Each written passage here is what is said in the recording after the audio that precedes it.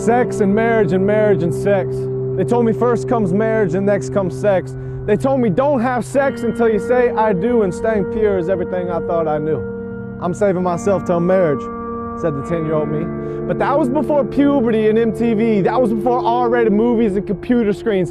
That was before late nights with pretty girls, temptations and promises of a broken world. That was before whispers in my ear and tugging at my shirt, before I realized the pain, regret, and hurt. That's before I realized that sex is a tattoo and it only takes one night to leave its mark on you. That's before I realized that sex outside of marriage isn't pleasure. It's pressure with consequences that can't be measured, because suddenly you're not 100% you. You've given away a part of yourself and you've taken part of her too. And it doesn't stop there, because the ripples keep going. Because you've damaged her future husband without him knowing. You failed to realize that she is something precious, worth being treasured. So you defile her body because of peer pressure. You're like, nah man, I'm just trying to get her number and have sex. But what happens a few months later when you get that text, I'm late, is all that it says. So your palms turn sweaty, your face turns red. You're too young to be a father. You didn't want all of this. A little bit of fun and now comes a kid. So you start looking for the rewind button. You wish you could go back, but if you could, you just end up with some other girl in the sack. Because sex is your God and you have to have it. And one girl's not enough, because now you're an addict. Because when you see that girl in the store, what do you really see? A lady with a soul or a body that you have to meet. Because when that stranger walks by and you turn your head, you're saying with your eyes that she's not worth your respect. She's just a body for your pleasure, a fantasy for your mind. And if she isn't giving it up, then she's not worth your time. Beauty isn't in her personality, it's in her physical features. And if the curves aren't right, then why even meet her? You see, a man is concerned with her goals, dreams, and future plans. A boy only thinks about how quick he could get in her pants. What, too real? I should tone it down a bit?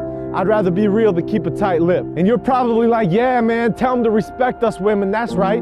But you're probably the same girl who bought a ticket to see Magic Mike, paying money to see men degrade themselves by stripping. And you're the same girl who tells your boyfriend if he doesn't respect your body, he's tripping. You see, the street goes both ways. It's not just the guys. In order to get respect, you have to have respect in your own eyes. Because if you don't respect yourself, he never will. He'll just use you for your body until he gets his fill. And then it's on to the next with a booty and chest, because it was never about love. It was only about sex. And then you wake up and take a look at your history. You're overcome with regret and you feel filth and misery. So you jump in the shower and you scrub, but no amount of soap can make you feel clean enough, because you bought the lie and you gave yourself away. You bought into a society that promotes 50 shades of gray, but your sins can be forgiven, they can be washed away, because Jesus has been there all along with 50 shades of grace. You see, Jesus doesn't love you because of what you've done.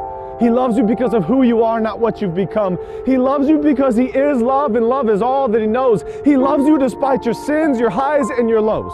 So it doesn't matter what you've done. It doesn't matter where you've been. The good news, man, is that there's forgiveness in him. And the past is the past, and we can never get it back. But life is a marathon. It's not a 1-mile track. So you don't have to take a lap back to where you began. You can run to Jesus to take his hand. You can start a new race with a brand new life. One that doesn't start with sex. One that starts with Christ.